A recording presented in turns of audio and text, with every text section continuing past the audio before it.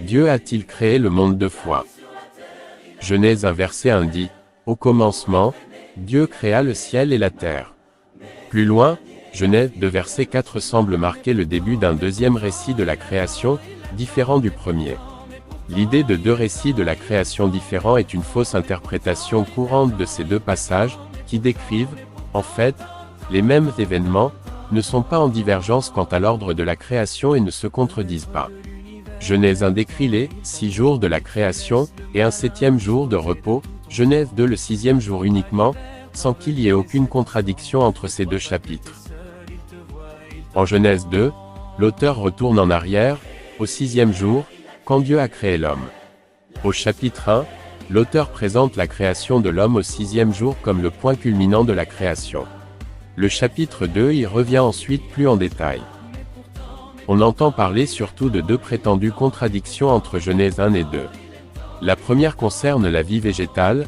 Genèse 1 verset 11 dit que Dieu a créé la végétation le 3e jour, tandis que Genèse 2 verset 5 rapporte qu'avant la création de l'homme, il n'y avait encore aucun arbuste des champs sur la terre et aucune herbe des champs ne poussait encore, car l'Éternel Dieu n'avait pas fait pleuvoir sur la terre et il n'y avait pas d'homme pour cultiver le sol.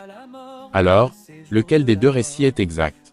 Dieu a-t-il créé la végétation le 3e jour, avant de créer l'homme, Genèse 1, ou après celui-ci, Genèse 2? Les termes hébreux employés dans ces 2 passages sont différents.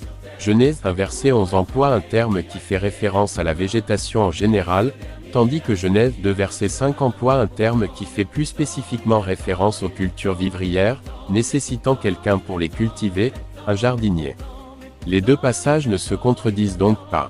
En Genèse 1 verset 11, Dieu crée la végétation, et en Genèse 2 verset 5, il fait pousser les plantes cultivables, après avoir créé l'homme.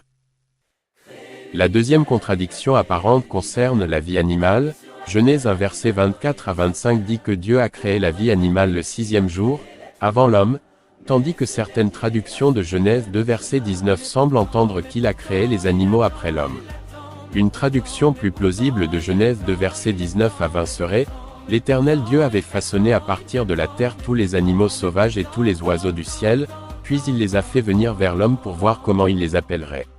Il voulait que tout être vivant porte le nom que l'homme lui donnerait.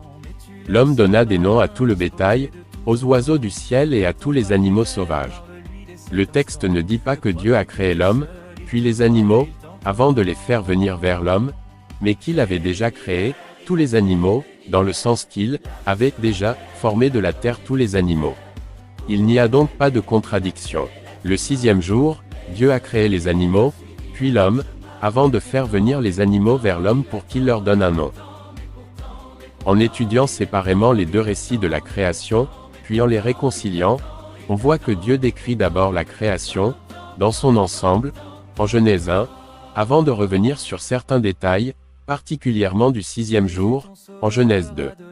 Il n'y a pas de contradiction, seulement un procédé littéraire courant qui consiste à décrire un événement en partant de l'aspect général pour finir par les aspects spécifiques. Abonnez-vous à Dr Jérémie et rejoignez le projet Ange de l'Espoir pour faire des nations les disciples de notre Seigneur Jésus-Christ. Amen.